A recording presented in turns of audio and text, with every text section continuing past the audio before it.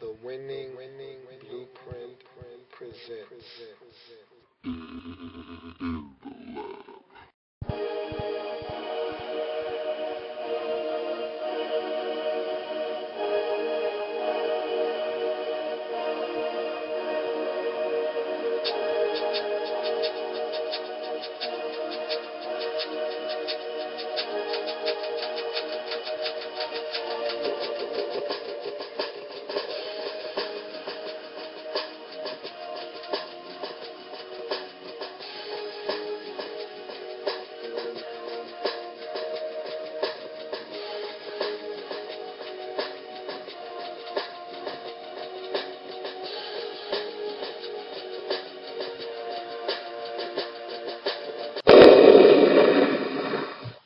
Playoffs? Don't talk about playoffs. You kidding me? Playoffs?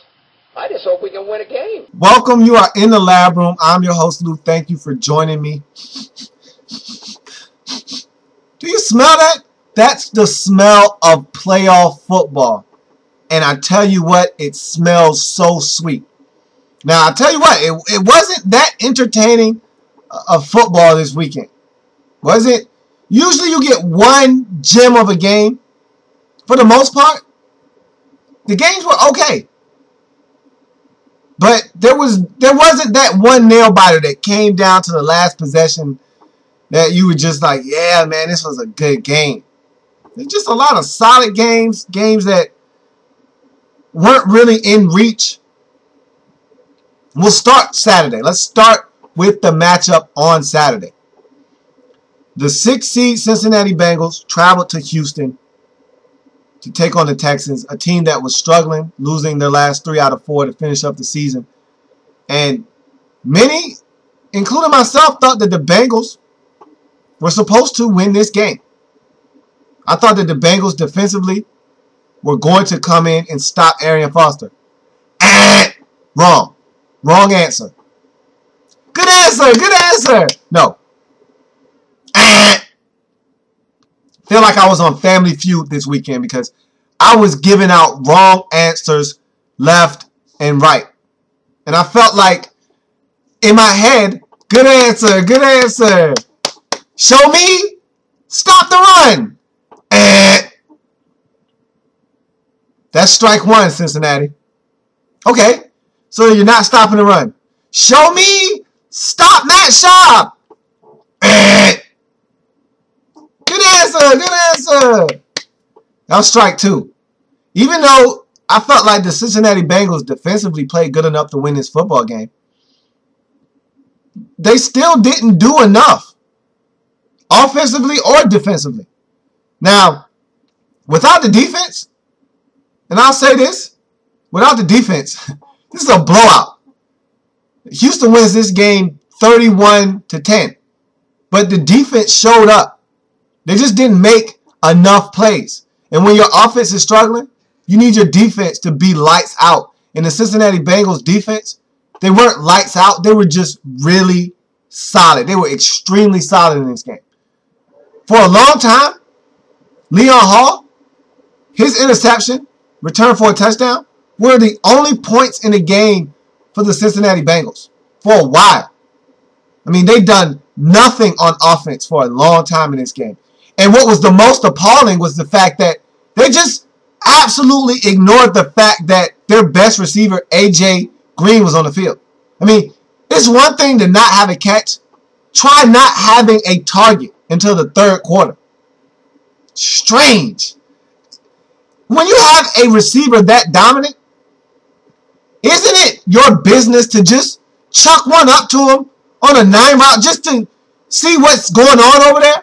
I know Jonathan Joseph, a Pro Bowl corner, is over there. But isn't it your duty to just throw one over there just to see what AJ's up to? At least once a quarter? Isn't that your duty as the quarterback of the Cincinnati Bengals? Isn't that your duty as the offensive coordinator to tell Andy, hey, let's not forget about AJ out there. How about you take a shot over there? How about just throwing him a hitch or a wide receiver? How about just getting him the football somehow? Sounds like a very very complex concept. One that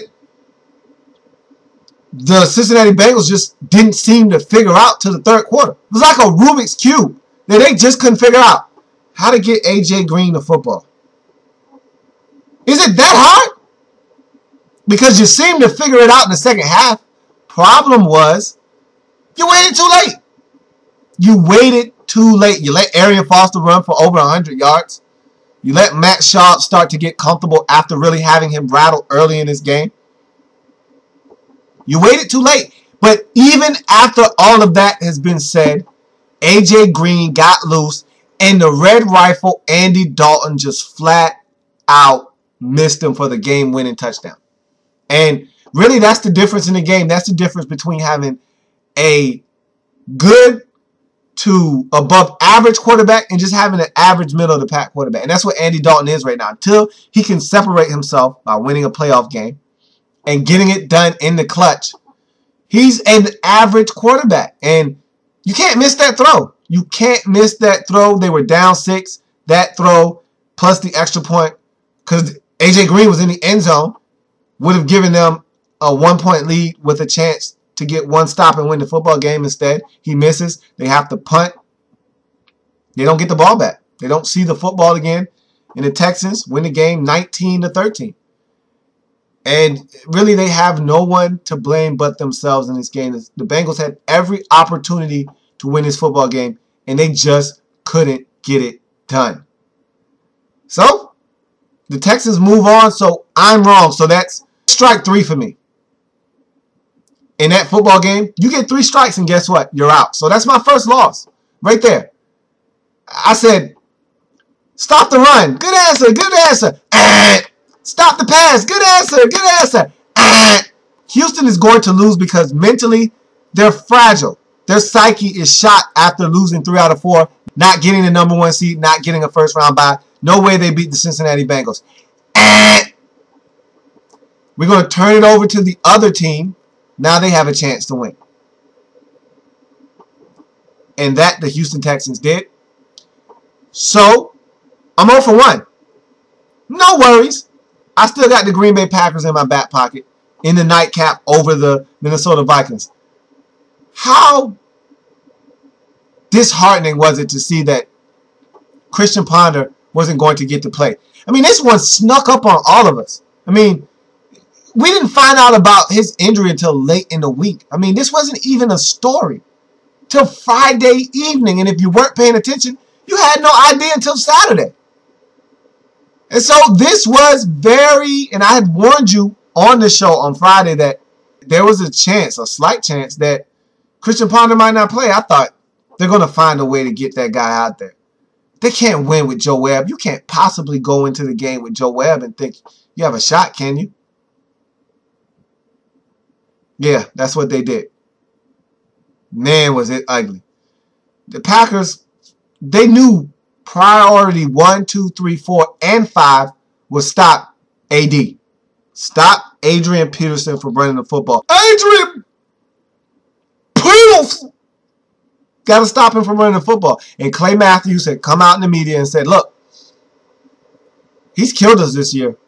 He won't do it in this game. I can assure you of that. He won't run for 200 yards. And so you knew what the Packers' mindset coming into this game was. They didn't know they were getting a gift, however. They didn't know that, hey, we don't even have to worry about Christian Ponder. And it's funny that you say that you have to worry about Christian Ponder, because compared to Joe Webb, Christian Ponder looks like Steve Young. He looked like Joe Montana. He looked like a Hall of Fame quarterback compared to Joe Webb.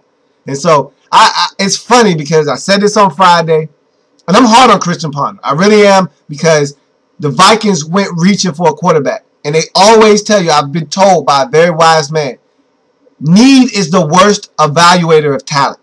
And the Vikings were in need of a quarterback desperately 2 years ago when Christian Ponder, Jake Locker, and Blaine Gabbert were all in the draft. And they decided to select Christian Ponder a lot earlier than a lot of people had him coming off their board. And so I'm a big proponent of, if you see a guy, he's your guy, go get him. It doesn't matter what everyone else says in terms of where he should be selected. If everyone has him as a third-round grade and you see him as a first-round talent, what are you waiting on? Pull the trigger. And that's what they did.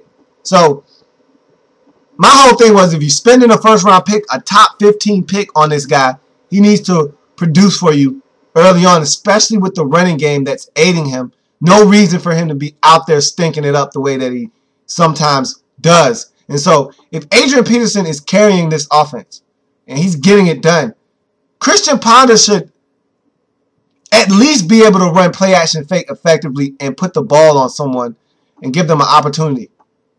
Yeah, you don't have the best receivers out wide, but you have a really good tight end. You have one solid receiver, and you got Adrian Peterson. Make it work.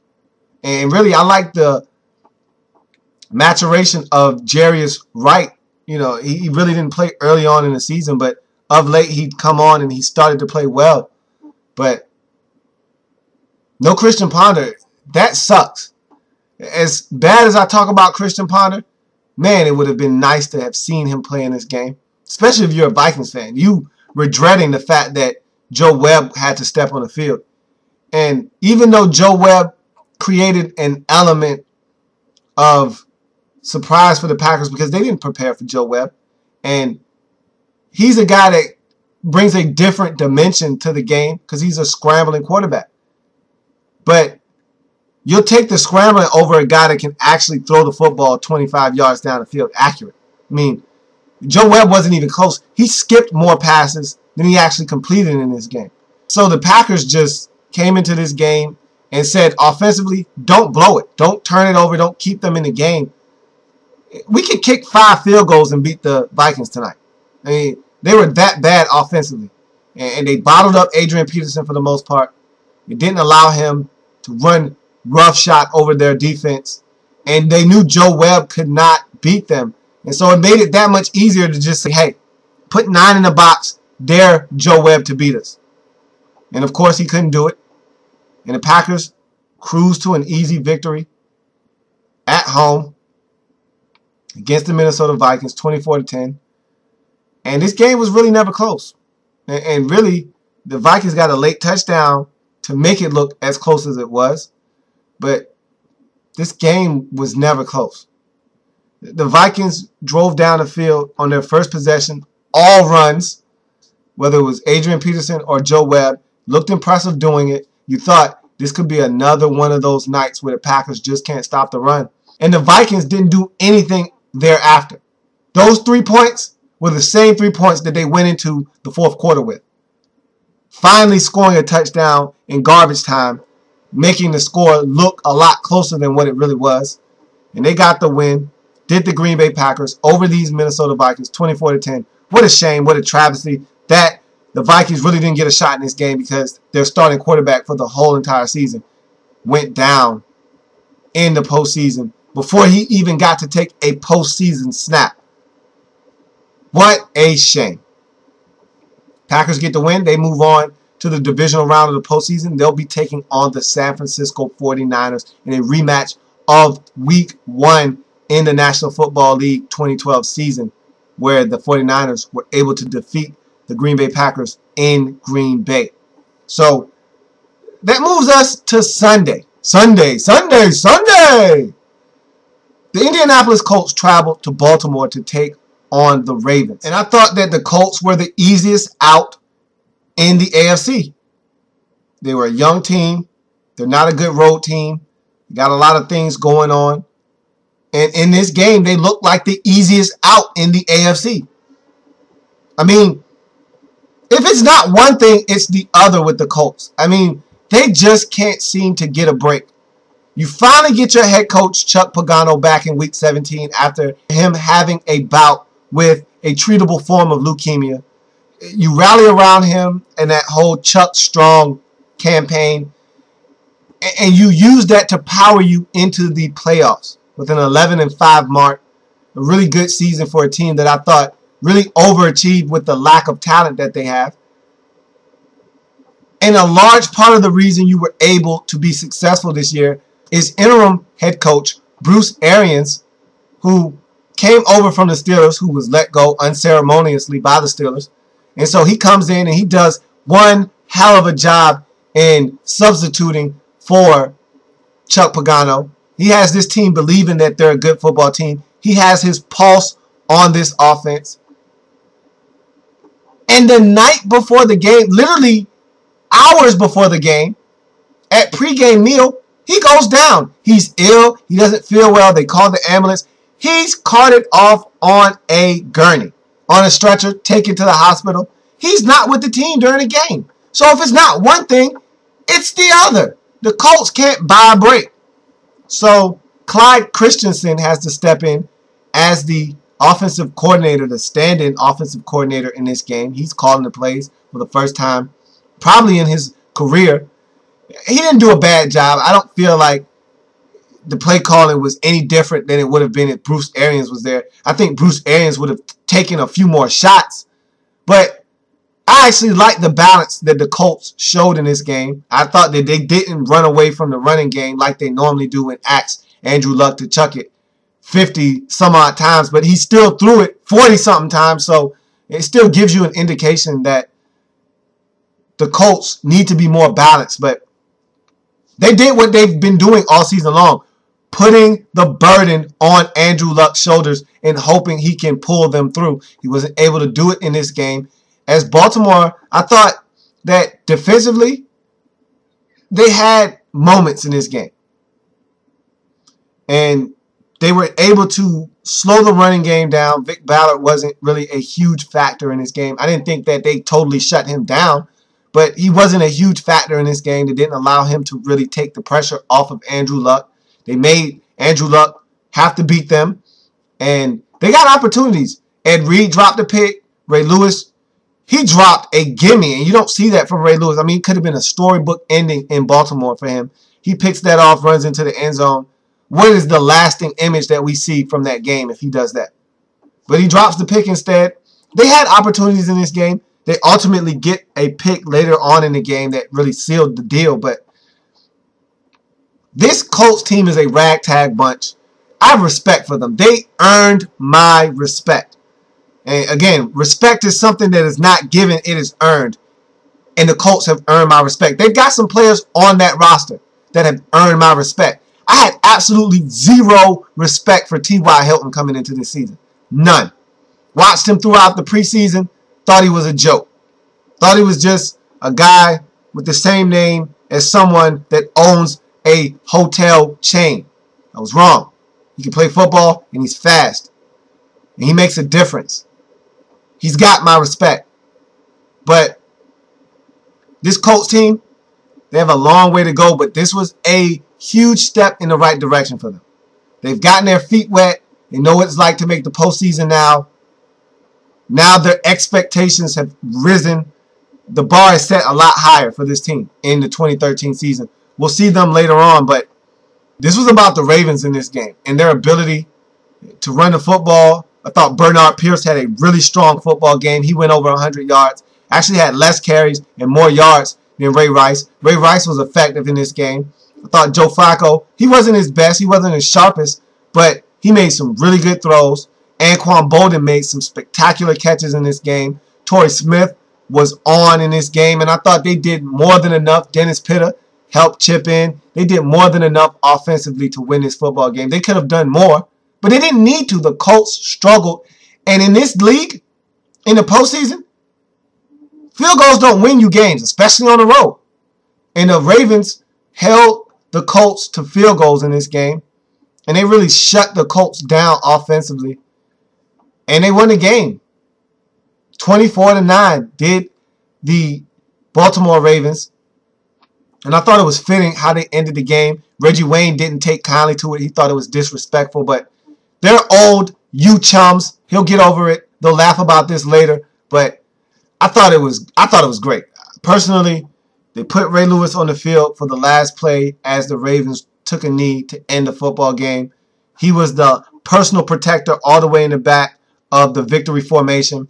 And after the snap, after they took the knee, as the time ticked away, it was about 14 seconds left when they took the knee. As the seconds ticked away, Ray Lewis did his customary traditional dance that he does at the beginning of the game. He did it basically at the 25-yard line. I thought it was great. You know, I got excited. I got hyped. And I just thought it was a fitting way for him to end his career in Baltimore. Couldn't ask for a better ending than that. Those who don't like it, to you I say, tough. I loved it, and I thought it was a good way for Ray to go out. He deserved it. As the Ravens win this game 24-9, his journey isn't over. They get another game. Now they have to travel to Denver. Sucks to be you because you don't want to go to Denver. They're playing the best football in the National Football League, riding an 11-game winning streak. Good luck. That's all I can say to the Ravens is good luck. But they are playing some great football out in Denver right now. So really quick, to just put a cap on my weekend, I went 2-2. I won't go into details about the Redskins game. I saved that for the Redskins report. You can view that online. But just know the Redskins lost the game 24-14 against the Seahawks. So I finished the weekend 2-2. Lost the Redskins game, lost the Texans game, won the Packers game, won the Baltimore game. So now your matchups look like this for the divisional round of the playoffs. You have the 1 seed playing the 5 seed in the NFC as the Seattle Seahawks will travel to Atlanta to take on the number 1 seed Atlanta Falcons on Sunday at noon. Meanwhile, in the AFC, the number 1 seed Denver Broncos will be taking on the Baltimore Ravens, the 4 seed in the AFC. Your 2-3 matchups are just that in the NFC and the AFC, as both 2-3 matchups will take place in both the AFC and the NFC. In the AFC, it's going to be the New England Patriots hosting the Houston Texans. That's a rematch of a game that we saw about a month ago. Hopefully we don't see that same game again, as that one was not close. In the NFC, you've got the Packers traveling to San Francisco to take on the 49ers. That's a rematch of a Week 1 game that we saw that was pretty good, where the 49ers were able to be triumphant against the Green Bay Packers in Green Bay at Lambeau Field. That was a different 49ers team. This is a different 49ers team. That was a different Packers team. This is a totally different Packers team as well. Quick update on Bruce Arians, who was rushed to the hospital before the Colts and the Ravens did battle on the field. He's fine. He was released from the hospital, and he's going to start taking his head coaching interviews now. So he's doing just fine. That's a touchdown. Go ahead and throw it up. I'm going to tack on this quick extra point. What is the NFL without a little bit of drama? Don't we just love drama and suspense? Except when it's your team. That's right. The Redskins are surrounded by controversy once again. And the DC that we all have come to know and love and have made synonymous with the Redskins, as in Washington, D.C., the DC stands for Drama Central, because it's always drama in DC. It always seems to be something. And it's nothing new. Robert Griffin III was injured. James Andrew, the noted doctor and physician and great surgeon, he came on the record right before the game as saying, hey, I never cleared Robert Griffin III to play. I never even looked at him in that Baltimore game. He went back in. I didn't have anything to do with that. And as far as his knee is concerned now, he probably should still be resting. He probably shouldn't be playing. He's passed all the tests, but I'm nervous as hell for him being on the field. I understand from his point of view why that was said, but it was so unnecessary. But him being the best in his field, a noted surgeon, world-renowned really, and the best in his field, at least in the United States, at what he does, his neck is on the line. If something happens to Robert Griffin III, he wants to be able to distance himself from it and say, hey, I warned these guys.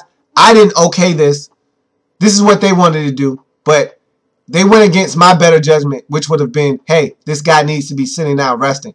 And so he had to make sure that he cleared his name of any wrongdoing and really made sure that everyone knew that, hey, I didn't have anything to do with this. So I understand that from his point of view, but at the same time, man, keep your mouth shut. You're causing problems.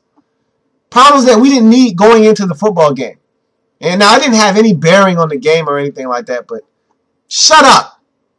So that's one issue. Robert actually plays in the game and gets injured. That's another issue. Now he has to have an MRI. We have to figure out what's going on. That's a mess. Trent Williams smushes, Richard Sherman in the face after the game. He apologized on Twitter, and it was just a heat of the moment type of thing, but that's another issue. He'll probably be fine for that. It was just a mess. But that's my Skins. Gotta love them. And for those of you blaming Mike Shanahan, blaming Robert Griffin III, stop it. Okay? Let me say this clearly. I don't know if everyone understands this or not. Let me say it clearly so you can understand. This game, football, that we love to watch, many of us don't and can't play, won't play. This is a gladiator sport. And whether you like it or not, that's the name of the game.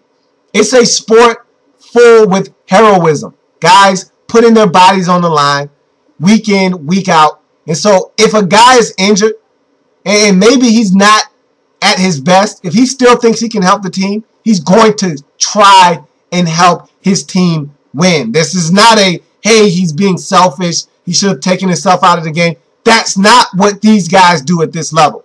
If you can play, if you think you can help your team, you go out and you play.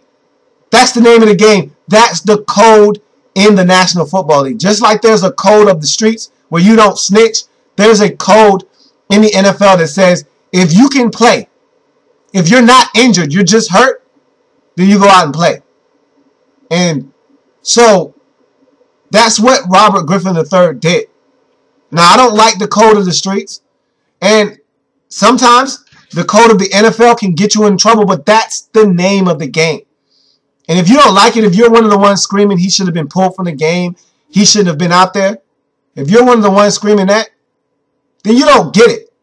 This is a physical game that many of us couldn't play because we can't man up and take the pain that it takes to play this game.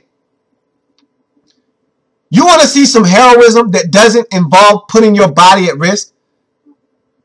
Go see a play. Go to Broadway. Go watch La Boheme.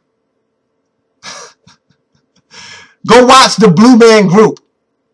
But you're not watching the NFL because when you watch the NFL, you know you're getting guys who are going to put their bodies on the line. And sometimes, yeah, they're not using their head. They're using their heart.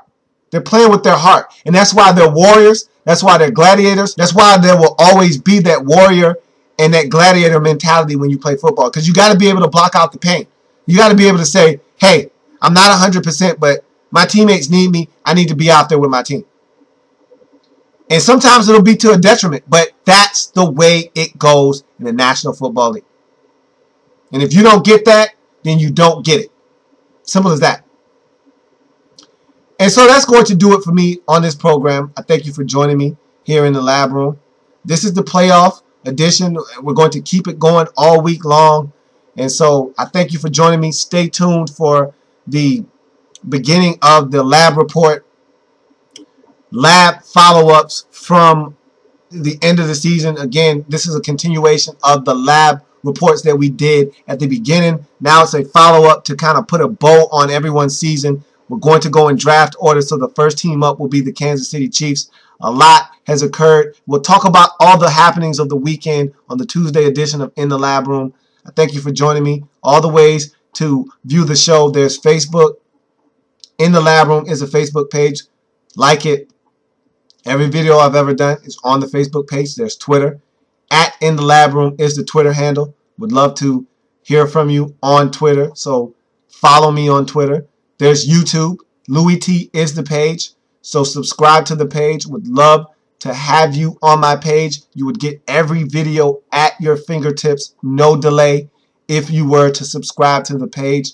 And then there's the inbox. Everything you do, whether it's Facebook, YouTube, Twitter, come straight to the inbox. inthelabroom@gmail.com is the inbox.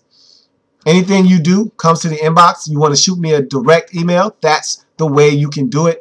I thank you for joining me here on the program. Love to see you here, same time, same place, and as always, Hope you enjoyed the weekend of football. There's much more to come. I'll be back tomorrow. Have a good one. And go Irish. I feel like the little Giants. We're such big underdogs in this game. No one's giving us a chance. Why not us? Why not the Notre Dame Fighting Irish? I said the same thing when we played Oklahoma. No one's giving us a chance. Why can't we win? I feel like the little Giants. Giants, Giants, win, win, win. Or in this case, Bama, Bama, win, win, win. Irish, Irish, help us, God. Or in this case, Irish, Irish, touchdown, Jesus. Please help us. We're going to need it because Alabama's a really good team, but I'm not afraid of them. And I think Georgia gave us the blueprint, so we just need to go out there, follow it. I think we got a shot, and I think we'll win. Let's hope I'm right. Give us a chance. We'll see. But I'll see you tomorrow. We'll talk NFL football. We'll talk about all the happenings with coaches, who was hired, who wasn't. We'll talk all that stuff on Tuesday. See you then.